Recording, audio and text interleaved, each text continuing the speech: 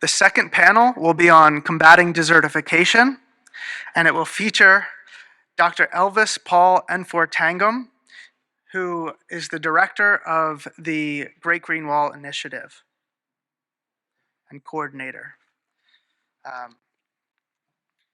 He is an ecologist with long experiences in development of policies, projects, and programs in the field of sustainable development, biodiversity conservation, climate change, climate security, and value change and land restoration, with over 21 years of professional experience in the United Kingdom, Africa, Asia, with various national and international development organizations, including the UN FAO, Tree Aid International, Watershed Task Group, and others in domains of research, project cycle, in the sectors of agriculture and forest project value chains, sustainable development, conservation, and climate change, sustainable land management, restoration, amongst others.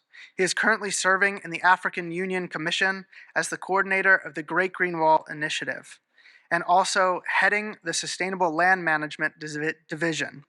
He holds a PhD and an MS and a Master's of Science in Ecology from the University of Edinburgh, and other higher education certificates and diplomas. A chartered environmentalist, certified development project manager, and holds membership of several professional bodies. He has traveled all the way from Ethiopia on over 20 hours as well, so let's please give him a very warm welcome.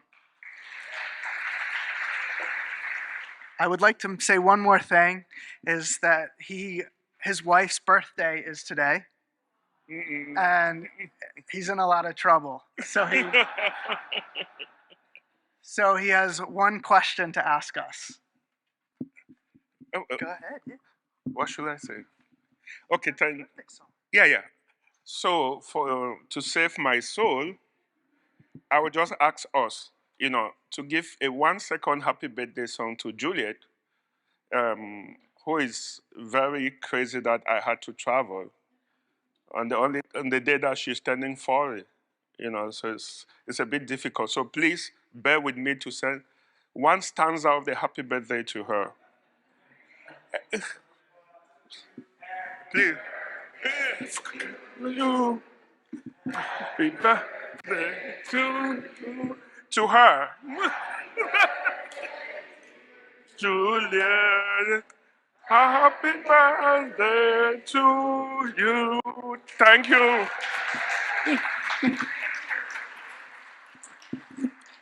Thank you very much. You just saved my life. Yeah, so thank you very much. And let me first of all say how happy I'm here today. Thank you very much to Rob and the team, the new director of the school, and all of you for being here. It reminds me of school days. It's a long time since I've been in a school cadre. So it's lovely to be here today. So I'm based in Addis Ababa, in Ethiopia, and I work with the Africa Union Commission.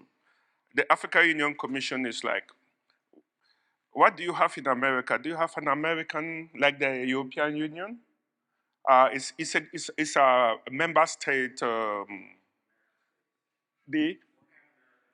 It's like the Organization of the American States. The Africa Union, all the 55 countries in Africa are part of the Africa Union. So we serve as a secretariat for this diplomatic development foreign policy body. So the Great Green Wall is one of its flagship programs. And it's a daring program. I would really like us to look.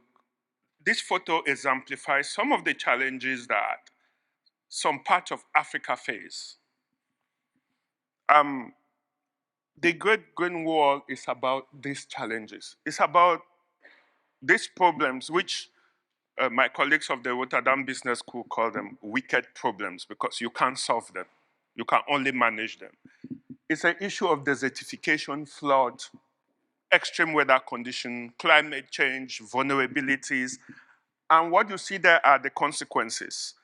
I know the issue of migration is big in the policies and politics of America, right? And many people don't understand, but why are these people leaving? Like for us, we are 5 kilometers away from Europe. So all the young people, you see the photo in the middle? Those are young people going through the Sahara Desert to go to Europe. Very simple, clear. This is not Photoshop, I took it. And if you look at around again, you see poverty. And one thing we have now is conflict. Huge conflict for various reasons. And all of them, they used to exist. But what climate change has done is to exacerbate this challenges of climate, of extreme weather conditions that have exacerbated the problem. So we are in a cyclical cycle of problem climate change, and problem climate change. And I think one of the examples of what climate change has done over the years is the Lake Chad region. I think most of you know about the Lake Chad. You know about the challenges of Lake Chad. You can see that in 1963, look at how big. It was 25,000 square kilometers in 1963. But look at 2007. 93% of that lake is gone. 93%. And when you imagine that Lake Chad is situated in some of the most of the areas with the highest demographics in the world, Nigeria, Cameroon, Chad, Niger, below you have Central Africa Republic. The minimum house number in Niger is between 6 and 7. And then when the real source of income, because most of our people, 70 to 80% depends on rain-fed agriculture, rain-fed pastoralism, rain-fed rangeland management, rain-fed. And then once these rains are disappearing, what happens? When these rivers, these lakes that used to produce all the rangeland, the water, and everything that people depended on, when it disappears, what happens? There's migration, there's competition, there's conflict. So look, that is how the Great Green Wall came about, we will see. And then also the international politics. If you know, you have the UNCCD, you have the UNFCCC, you have the UNCBD. And these very well thought out international multilateral agreements were introduced, but they were not working together. Up to now, they are still not really working. But one of the things that brought Great Green Wall was because of these challenges. And these are, if you look, this is a map of Africa. This map is from the World Bank. And it shows that progressively, land degradation and desertification is increasing. In as much as we have all these problems, these areas are not poor areas in terms of resources. These are the richest areas, in fact, some of the richest areas in the world. If you look at the Sahel or the dry lands of Africa, these guys have about 12 to 18, 12 to 18 hours of sunlight a day, which means just the energy transition with both wind, thermal, and they also have thermal energy. They have some of the most fertile ground in terms of agricultural potential and extractive industry. And one thing that they have in abundance are the youths. The Sahel has the most useful population in the world. The average age in Niger is between 20 to 18 to 20, which constitute about 70% of its population. If you have such young people, you cannot be poor. And I just want to say, over the years, these areas were not poor areas. Some of the biggest empires in the world that we know, from Egypt to all of them, these were empires. Timbuktu, the first university in the world, which was being destroyed by the extremist group, the ACME. These were the region with the richest people.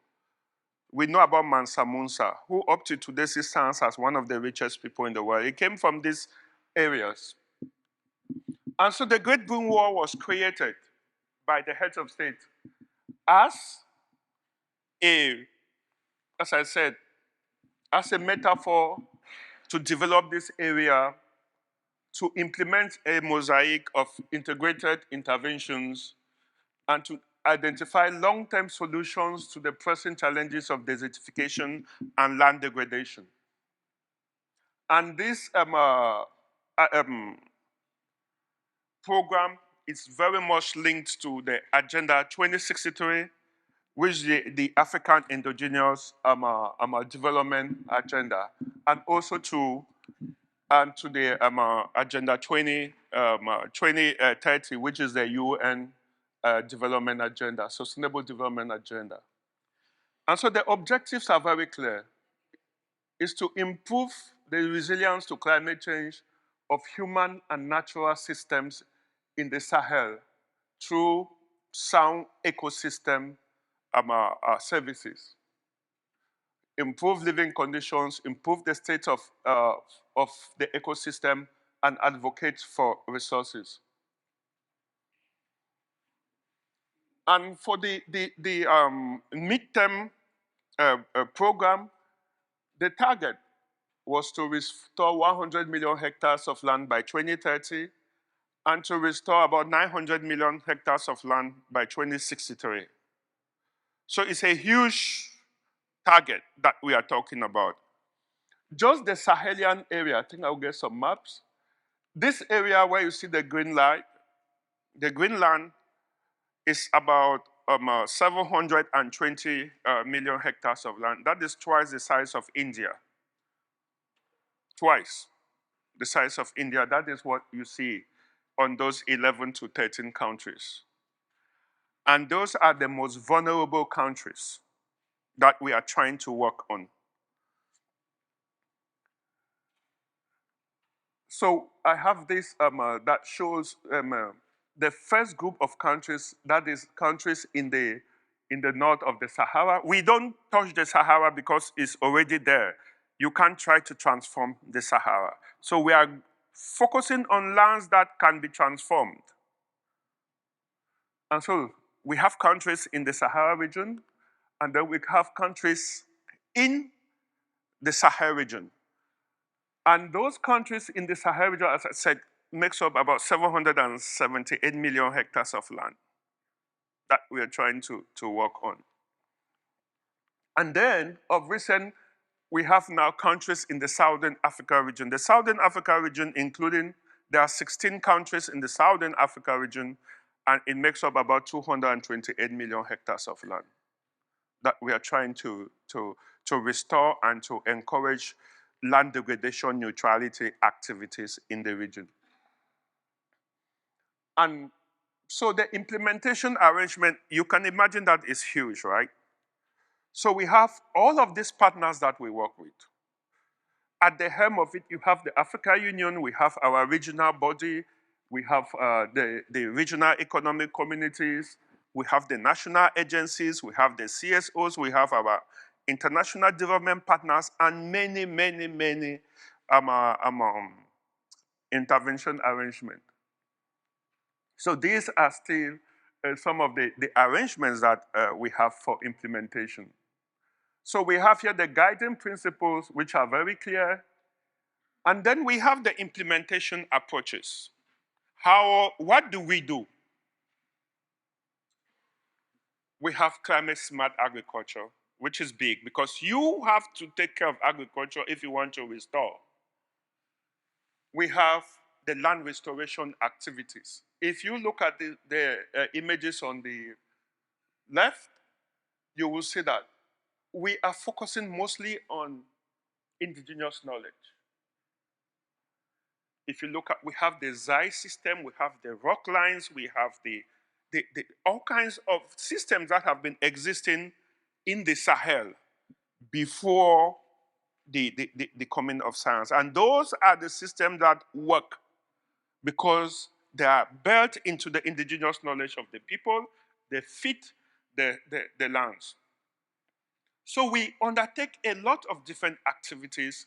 You can see we do fodder crops for the animals. We do water management for the animals.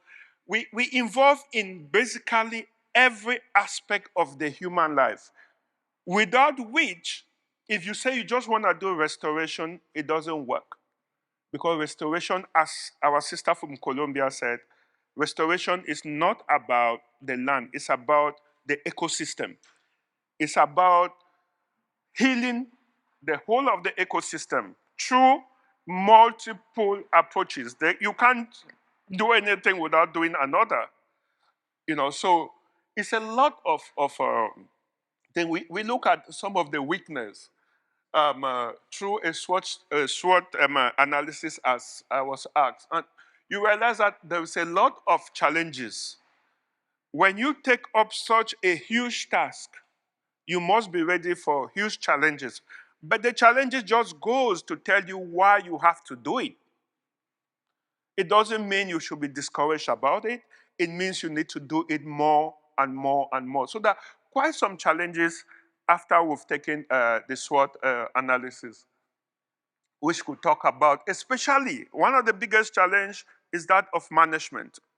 Management of expectation, management of the partners. We have over 50 partners involved. We have 36 countries involved. We are dealing with about 400 million people. These people have to eat, they have to take care of their animals, they have to restore the land, they need water, they need everything. How do you manage all this expectation, all these challenges? And we have huge funding.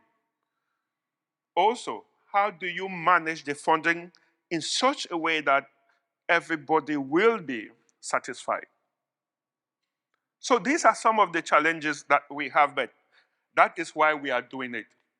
And we have gotten a lot of funding from various partners. Some of them we work with almost every partner, from IFAD to FAO, IUCN to WWF to WWF to every partner.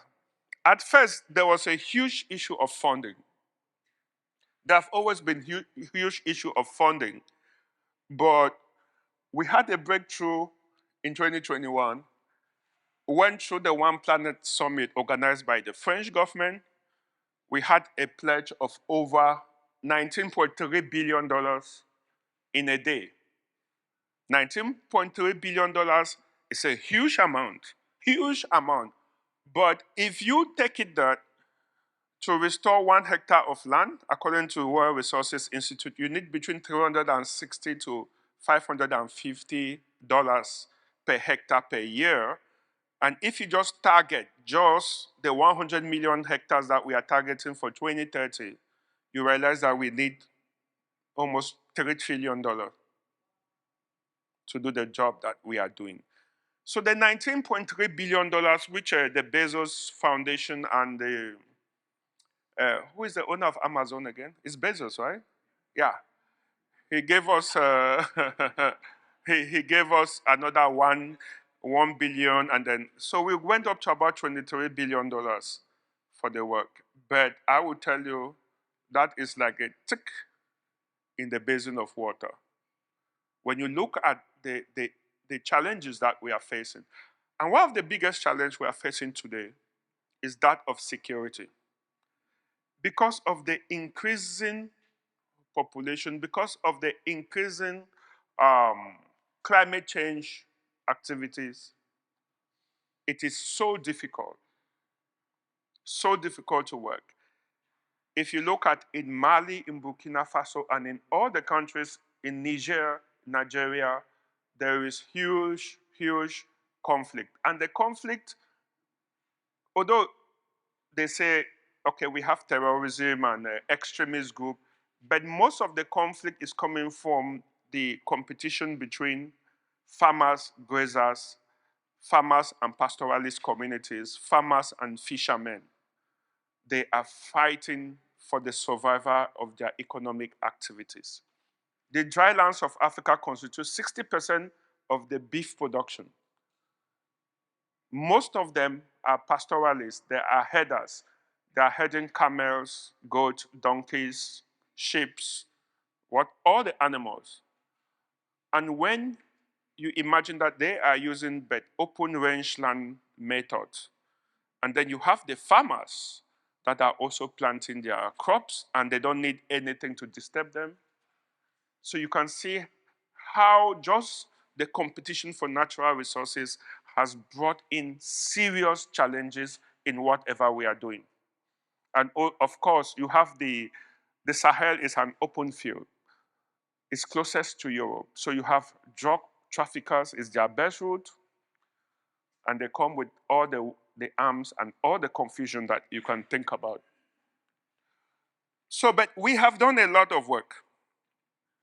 And some of the, if you look at this picture, what we do in one of the projects was to introduce machines to support restoration activities in communities. And when you look at what this machine can do compared to what those women are doing, it will take about 100 of those women to prepare a hectare of land in about 2 days.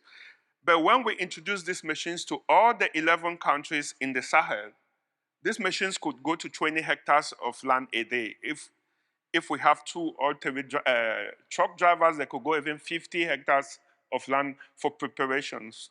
By so doing, uplifting these women's struggles.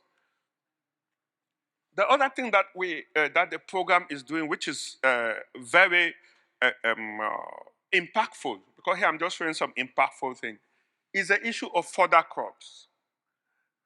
Fodder crops are very important for animals during the lean season, during the dry season.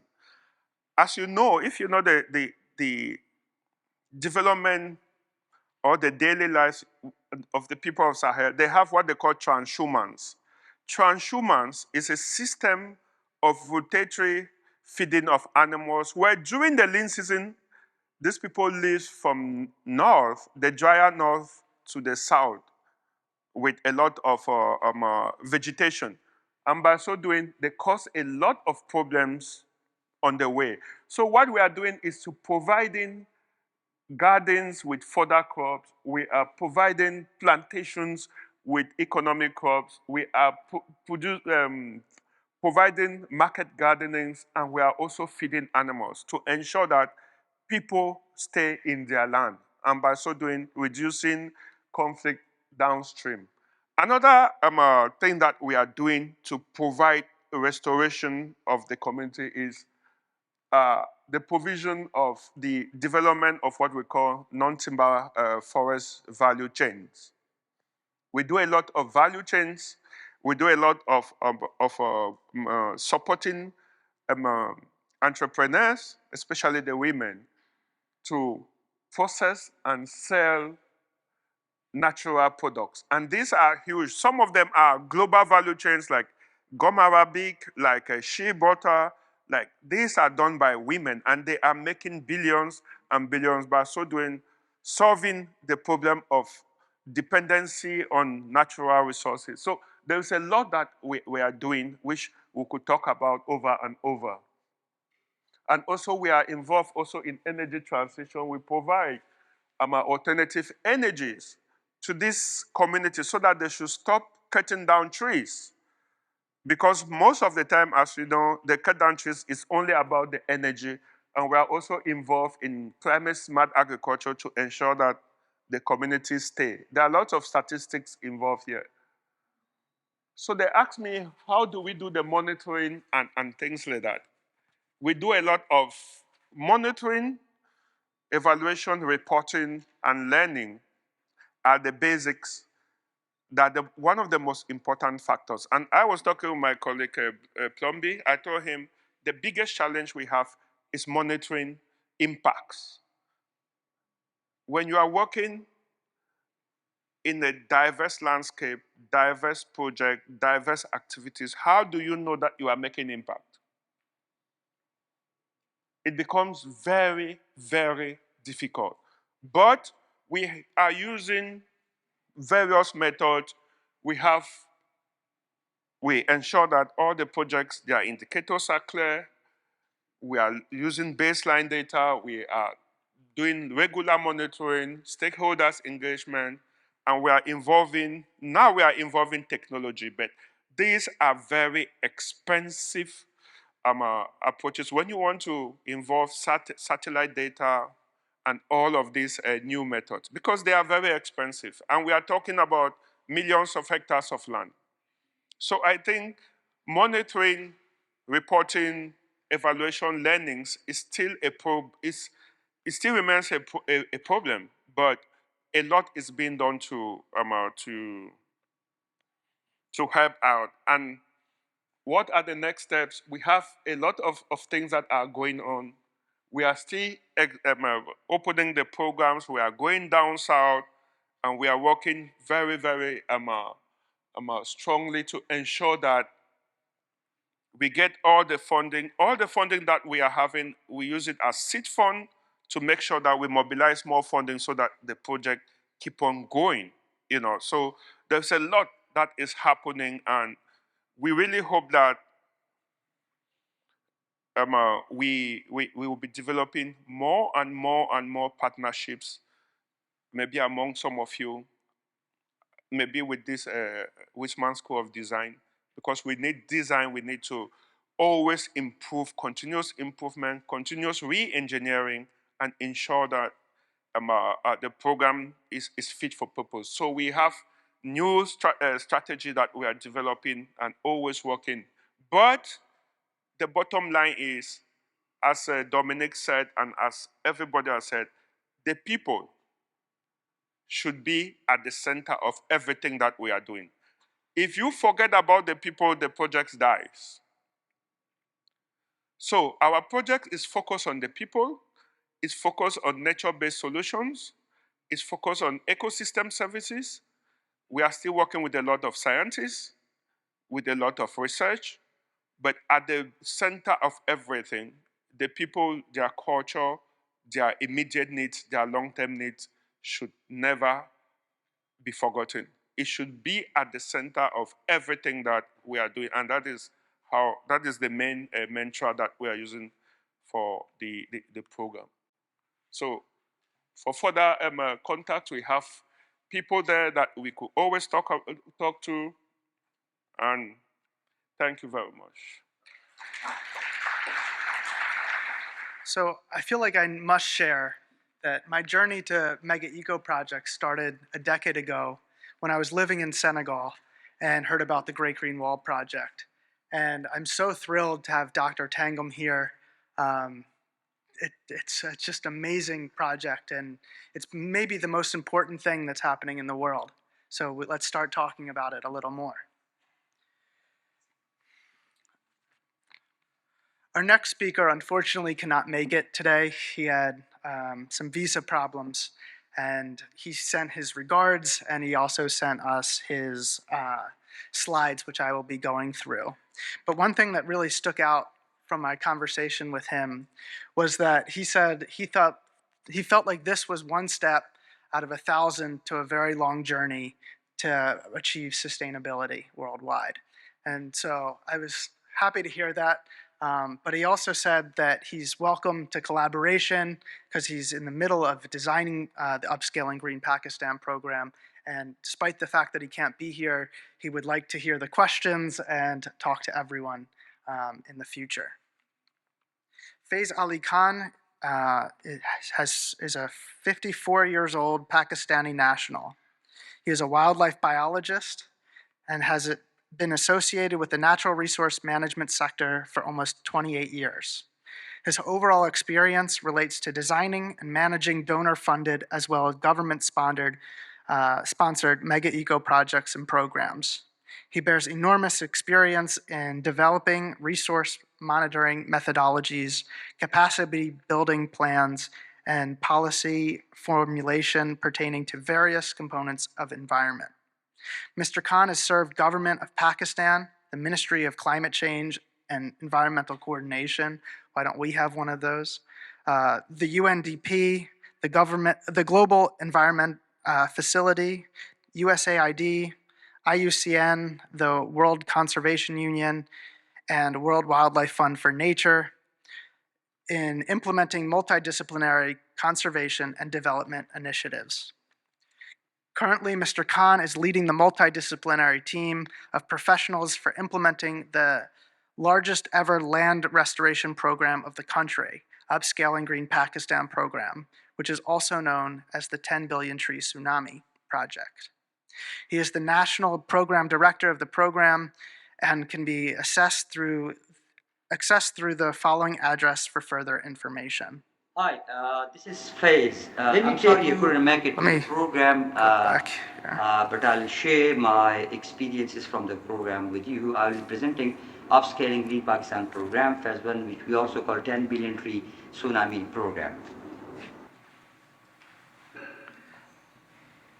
Let me take you through the detail of the country.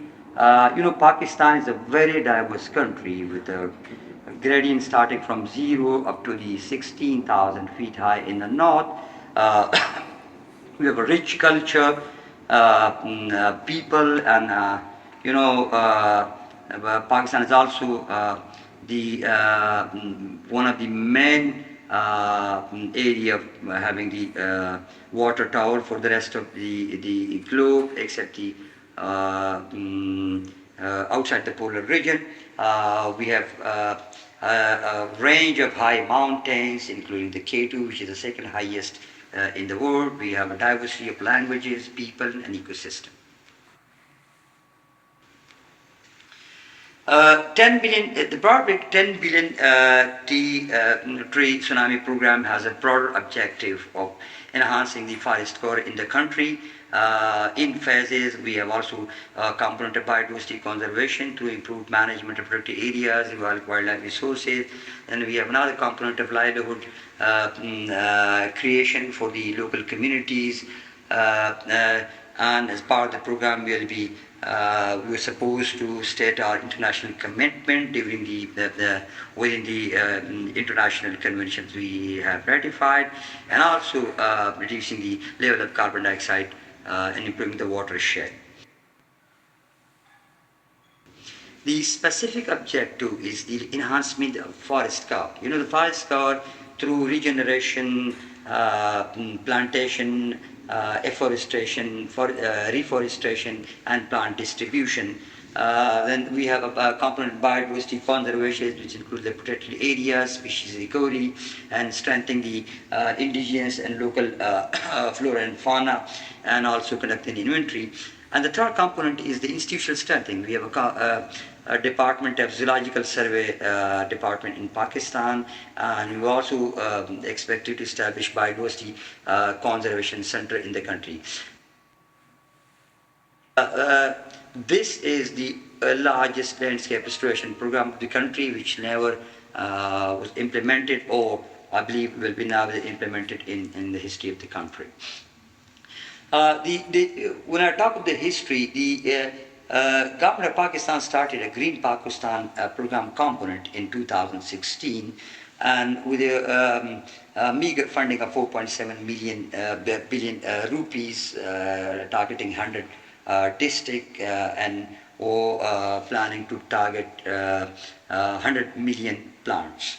The program, after 2 years, was upscaled into 10 billion tree tsunami program, and the scope of the program was extended, and the total target of the plantation through various means of afforestation, deforestation, and plant distribution, regeneration was 3.296 billion, with a total cost of 125 billion Pakistani rupees, where the federating units in the federal government and the provinces, the 6 provinces of the country, were contributing 50% of the resources in the activity implementation. This is solely sponsored by the government of Pakistan and implemented by the provincial arms and the federally administered territories.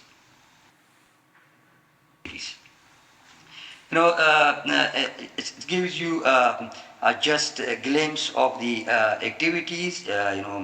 NR is assistant natural regeneration. We've been using the methods of linear plantation, block plantation, nurseries, seeding, using long cuttings, and different methodologies. So far, we've been able in 4 years that planting 2068 point almost 2 billion 2,000 million plants, which is almost 63% of the overall target. And this also included part of the plants, food plants and some energy plantation as a large preparation for the local communities.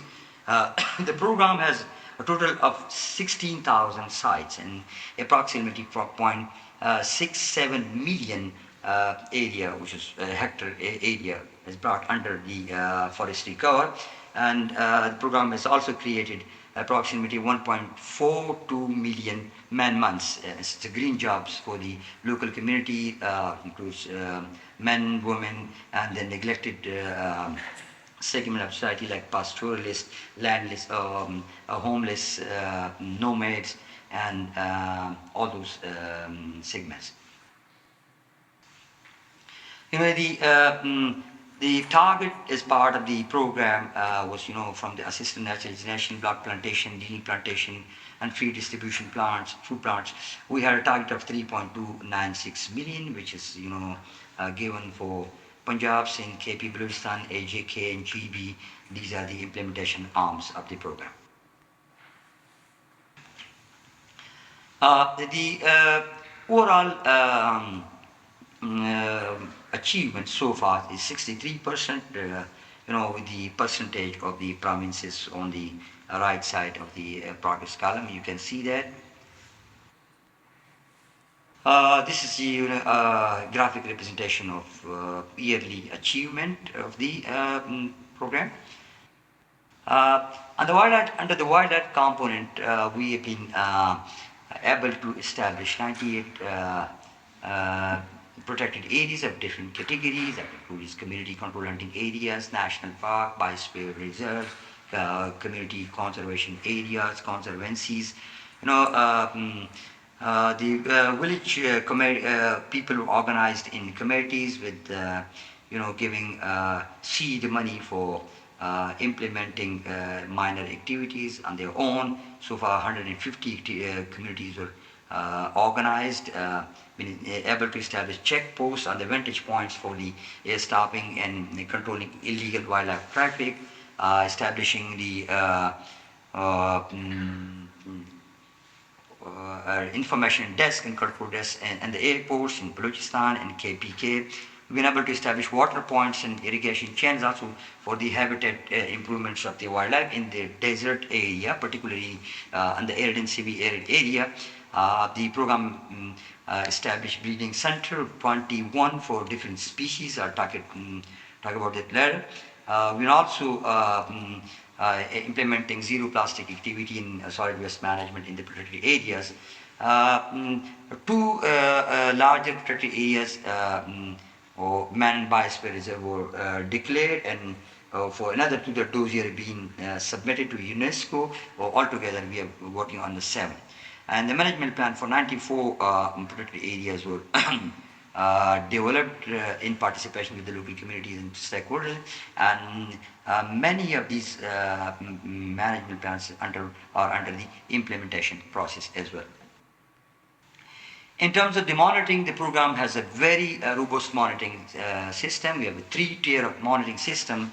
One is at the umbrella level, where the program steering committees overseeing the overall implementation. Then at the provincial level, where the provincial committees and provincial implementers monitor the activities themselves. And the third is the an international a consortium of international organization of IUCN, WWF, and Food and Agriculture Organization. They are conducting independent monitoring. And as per the last monitoring, the results are very successful and encouraging for us showing that in different areas, like starting from 93 to 81, and the lowest is 72% of the survival rate of the sites monitored. So it's been very encouraging for us. As part of the monitoring, is another component of digital progress reporting system has been established, and basically works like in the field where the implementing partner have their field officers who will ensure the activity accomplishment. They have been given access to this digital progress reporting system on their dashboard. They put the data which is verified by the provincial authorities and then the project directors, and then share with the national level. So that data has been available to the larger audience. The program has been recognized globally with the the UN Forestry Champion, WFP Champion of Nature, and global MOUs acknowledging the success, and even the program, a ditto copy of the program has been now under implementation in the Saudi Arabia. In addition, several stakeholders and organizations have documented the program in BBC and all these on WhatsApp and social media. Way forward, we are in the process of designing the second phase of the program, and we're trying, based on the learning from the program, this landscape restoration program, we are including several components, making it as a market-based, program, including the carbon credit grants program, and also a robust program on the protected areas implementation, particularly the management planning, bringing more and more area under the protected areas network. We are also including the livelihood improvement component in the program through energy plantations and some natural resource-based enterprises in the local communities. And we're focusing on the overall biodiversity conservation. In addition, we also in the process of looking for partners who can work with us in terms of the assessing the status of the forestry resources, providing and contributing to the capacity building of the implementing staff and the crew, and so this basically will be a 4 years program, and which will be implemented from 2025 to 2028. It's just showing the tools we've been using for implementation of the program, for the plantation, the cluster and block plantation on the mangroves, canal side plantation, the list is quite long. But the idea is that it's being implemented in a larger landscape. So the provincial implementation arm has adopted their own and culture and local strategies to implement the program. It's giving it's a rainwater harvesting. They're combating desertification in one area. And you can see the land restoration program. It's the land stabilization and the SRS temporal change analysis.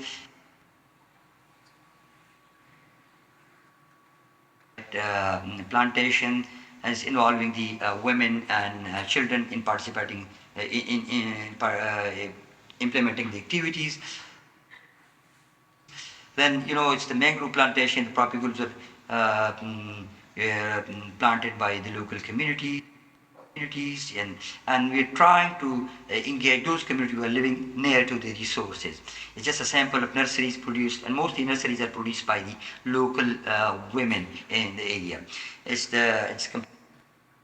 comparison of 2 area for the land reclamation, restoration. It's the seeding, regeneration through the seeding of the area, it's the land stabilization, halting erosion, then the river training along the river banks, bringing more and more area under cultivate. This is just example of the one of the man and biosphere reserve, then the activities for the wildlife, access to the water in the arid areas, species recovery, reintroduction, the chief presence, then larger livestock program across the country to ensure that the disease doesn't transfer to the wild animals. This is participatory conservation through the local communities, population revival of the species ibex, and then the species recovery blue sheep. Now, coming to the main slide of the benefits, we've been observing the changes in the attitudes and behavioral changes. People are now trying to talk of the planting instead of the cutting trees. And second learning is that unless you put a price tag on every species, people are not going to realize it. And then we've been listening the ultimate ecosystem lies in the revival of the native and neglected species. So there's been witness, and people are now taking ownership and interest, particularly those marginalized groups like landlords, pastoralists, nomads, and other groups. We've been witnessing that it's contributing to the international commitment, like increasing the forest cover, protected areas covered, species recovery, soil conservation, combative program. The four challenges we've been seeing is the ownership. People are reluctant to plant forest species as compared to the non-forest species. They're using for the livelihood and energy. We were very ambitious to start this program because elsewhere countries are implementing larger program over a larger period of time. But we've been learning, and that learning will be utilized in the next phase. We also learned that the poverty and dependency on the natural resources is the biggest challenge for a country like us because we are,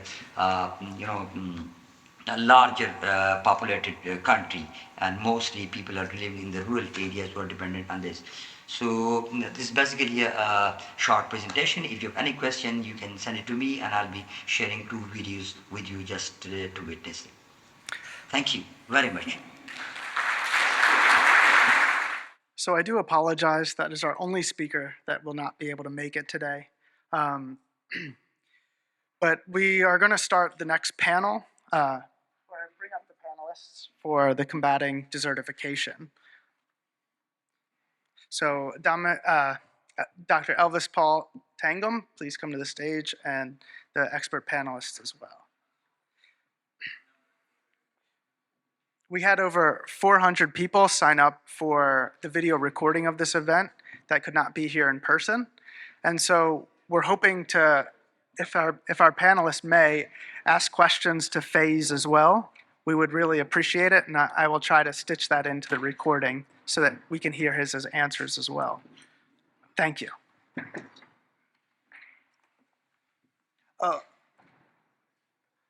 He also sent us 2 short clips to take up a little bit more time. So I'm just going to play them. They're about a minute each, and they're worth watching.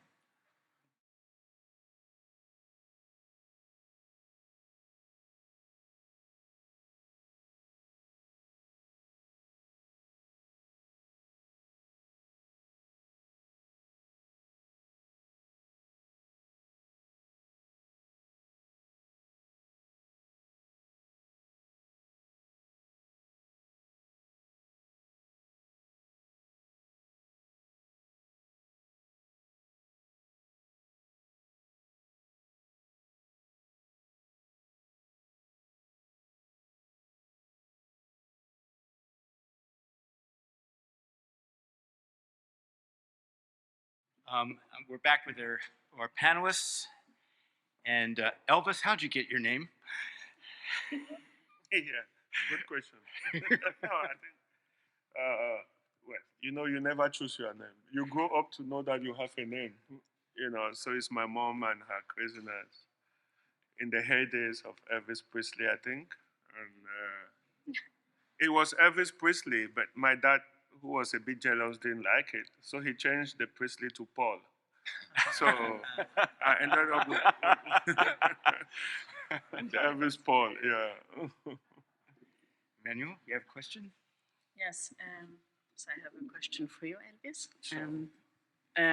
So my question has to do with societal challenges. Yeah. So societal challenges, just to give some background on my question, in the IUCN framework, definitional framework, conceptual framework of nature-based solutions, well, societal challenges is at the very core of the definition. So nature-based solutions are all types of ecosystem-based and ecosystem-related approaches that are there to address one or several societal challenges.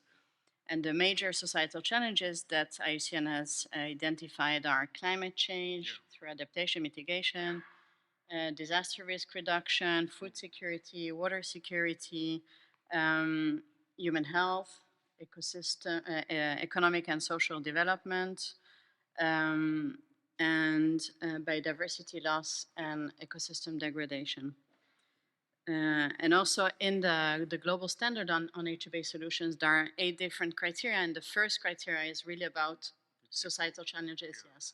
So understanding how people or how a range of stakeholders that are initiating, planning, implementing a project or an intervention have prioritized some particular societal challenges. So I understand from your presentation, and there was one slide that went really fast about this, so I may have not caught everything. But I understand that the major societal challenges that were addressed for the project that you were presenting had to do with job creation, with climate change, I believe, mitigation, through mitigation, and ecosystem degradation. But then also in your other slides, there were also the co-benefits that can be translated into societal challenges that are food security, right? And then maybe the creation of jobs, creation of medicine. So, I would argue human health, of course, addressing human health, and disaster risk reduction with erosion prevention, the reduction of dust, storm, and so on. So what I'm curious about is how those societal challenges, the societal challenges that were identified, how they were prioritized at the very beginning of the project, who was involved in it. Yes. So. Yeah. So yes, thank you very much. Is it okay? Okay. Yeah, I think it's very interesting because the program is done based first on the regional challenges that were identified. In the 70s, the 80s, and up to now, by then I think the word climate change was not yet coined, or it was not yet, a la mode like what we have today. In the 80s, in the 70s, there was a huge problems of drought and flood along the whole drylands. I mean, countries both north and south of the Sahara Desert. And scientists have shown that desertification was creeping about 2 centimeters annually. That was the science then. And so when the political leaders decided, but it's also good to note that many countries were doing their own things. Many countries had a national plan against desertification. Many countries had projects. If you go like in the whole Sahel, we had the Green Revolution projects, we had the Green Belt projects, we had like in Algeria, the Green Dam projects. We had so many projects happening in different countries at the same time. So what the whole concept of the Great Green Wall was, how do we bring all of these projects together? Because it was clear that the countries were not succeeding. And more to that, most of the funding partners were like, we don't like this isolated, small country, sub-country based projects. And so the Great Green Wall came about to aggregate all of these programs and then bring a Pan-African approach, a landscape approach to it. But to go back to your question is, the way we implement the project, we have the overarching strategy, which we call the harmonized regional strategy for implementation. And then this strategy set is the blueprint, is a blueprint for what should be done as a continent. But each country develops its own national priority strategy. And those strategies are informed by what is happening right at the level of the grassroots. And so all the activities that we have been developed at the level of the communities. It starts global, but the actions are local. Yeah, so it answers directly to these societal challenges. In some places, their focus is, for instance, land tenure and property right. Land tenure is a big problem. Who owns the land? Who uses the land? Access and use of natural resources. So some countries, those are their strategy. Those are their priority. But, which is connected to the fact that we are looking at issues to do with employment, food security, climate security, because the biggest problem we have today, as I said, is state fragility. All the states have been completely fragilized by the advent of climate changes and the heightened competition. If you look at what is happening in Sudan today, it started with the Darfur region. There were interest groups, arms groups that were created, and today Sudan as a country is almost disappearing. And that's the very thing. So there are a lot of competing priorities in the region, but at the level of the countries, each of them know what is their priority, and is usually informed by the state. Yeah. And they're all getting confluenza right now. Yeah. David. Yeah. Well, oh God, I want to follow up on that, but I want to ask you sort of about you. You identified sort of youth as a key segment of the population. Exactly. Obviously, in that area, we all know that youth have their own sort of priorities. Sure. And music, which I'll never understand. But wondering how, and also there's the issue of maybe those priorities don't necessarily overlap with priorities that have been set a while ago, or their family's priorities, and we see a lot of youth migrating out of certain areas, and if one of your objectives is in the sort of agricultural sector, that could potentially be a problem when you're looking into the future and engaging with these youth. So I wonder if you could talk a little more about that youth engagement piece, how you're doing it, what you're hearing from the youth, and how you're sort of meeting them either in the middle or where they are. They are, yeah. I think the biggest challenge, which is the biggest opportunities, are the youth. The youth are the biggest opportunities, but the youth don't, as you rightly said, they don't longer see things like their parents. The youth, they have access to everything. Everything that you can think of. Social media, they are all on Twitter. Even in the smallest communities, they are on Facebook, they are on Instagram, and all what things that you can think about. Now, what we are doing for youth engagement, and in fact, in the new strategy, we have what we call the YAP, the Youth Advisory Board for the Great Green Wall, which is a deliberate policy. At first, youth involvement was accidental. It was more prompted by projects. But now we are now developing a new strategy for youth involvement. And one of the things that we do is we talk with them. What do you want? I have been on the road following the migratory patterns of the youth. And the biggest factor, what has led the youth to be migrating, is the power of social media. Their friends who have managed to cross through the Sahara Desert, cross through the Mediterranean Sea, they send them the route on Google Maps. They say, you no longer, just follow this path. They have human traffickers. They send them the location of the human traffickers, and the human traffickers are waiting for them. And as they are going, every time that they have access to network, they send their location. So it's difficult. But what we are doing is to engage these youth in the kind of things that they want. We make them to understand that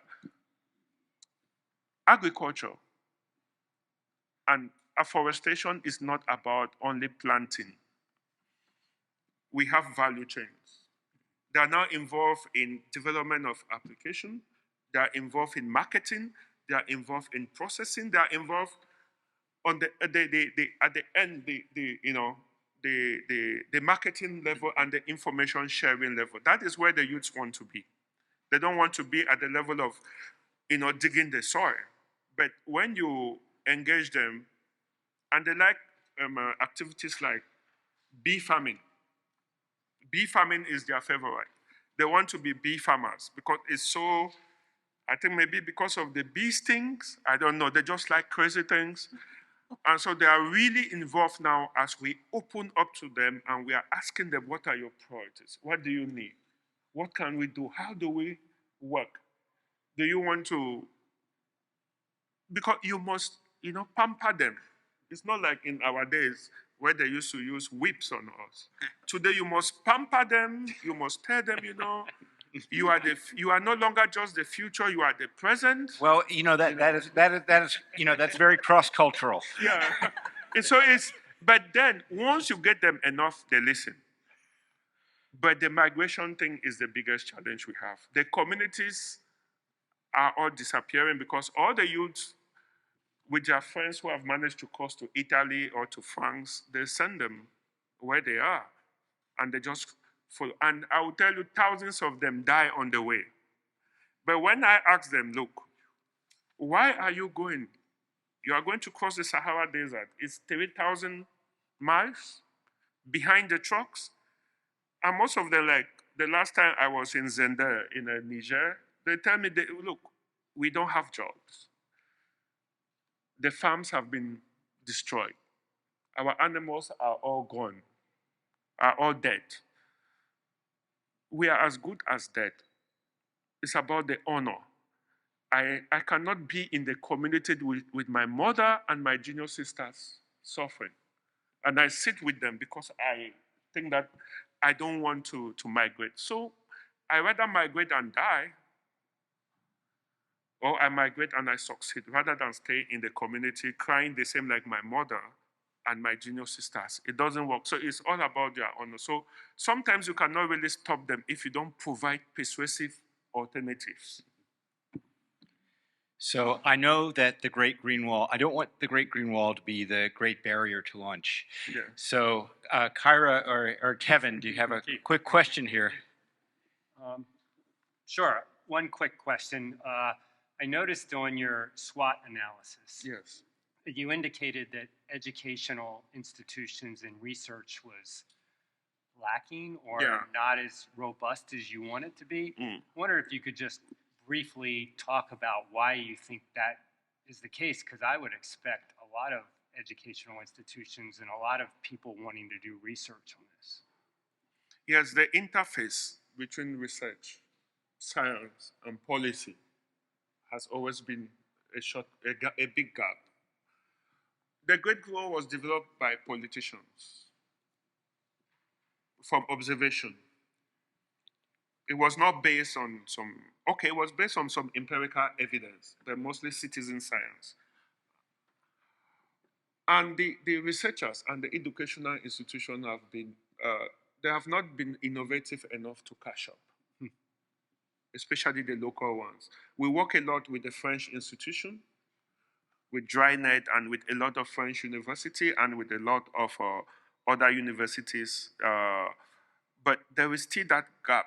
That interface has not really been established, where at every one time we can get researchers or lecturers or design people to come and support. It is still lacking, and it's one of the biggest problems. I think the main problem is from the beginning they were not consulted.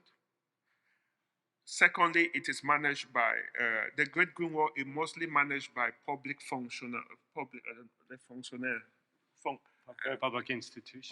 institutions. So and these guys are not very open to bring in new actors.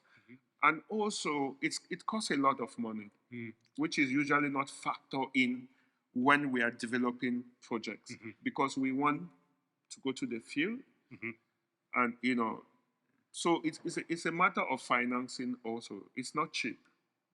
It's not cheap, and you can also bring in the issue of conflict. You expect that researchers to go to the field, but what happens when you have arms conflict going on? So there's a multitude of challenges, but those are also the gaps that we have identified, and we are working on it. Yeah. Good. Thank you. Kyra, quick question. Yes. So being an anti-desertification project in an area where there's water scarcity, I was wondering if that has been an issue to the restoration efforts that you guys have been doing, and if you guys have had implemented like a water security strategy or a water efficient strategy. Water, desertification is about either the too much or absence of water. And the challenge we have in the Sahel and in the drylands, the other drylands, is we will have, you can have 4 millimeters of water in 2 days. So all the water that could fall in 6 months would fall in a week, and that is the end. Like in Mauritania, we have rainfall, intense rainfall that destroys everything in 1 week. And then in the next 2 years, there's absolutely no rains. So the issue of water is huge. How do we manage that period of surplus? That is a question that we always ask. And how do we manage the over 12 to 13 months of no water?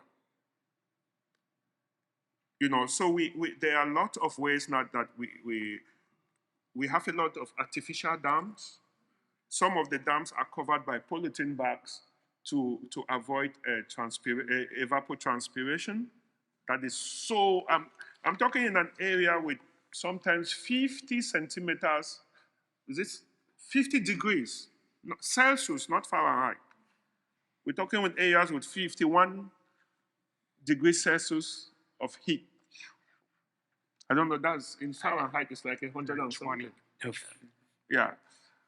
And so evapotranspiration is very high in these areas. So there are a lot of indigenous ways, because these guys have been there for like as long as you can imagine. There are various indigenous ways, they have various ways of doing it. And also, the water on the surface is dry, but the water table, we have underground lakes a lot. But then it's very expensive to dig those things and to remove the water from underground. But that is what we are doing. We have various projects that you could check, you just check online. You will see a lot of creativity is happening on how to manage water, especially the long dry periods and the short span. So we manage through building of these dams to collect water, bringing a lot of technologies to avoid evapotranspiration and to ensure, a kind of mitigation and adaptation to the challenges. Yeah. Fantastic. Thank you. So the first session was about connectivity and movement. In some ways, this is about connectivity and non-movement, because if you create the conditions where people don't have to migrate, you create conditions for people's livelihood. Yeah. The Great Green Wall, I don't know if you can challenge me, but I've heard it's like a failed success. Yeah.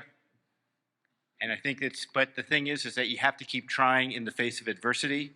Yeah. Thank you, Elvis, for all you're doing. On behalf of all of us, great presentation. Thank you, panel. Thank you very much.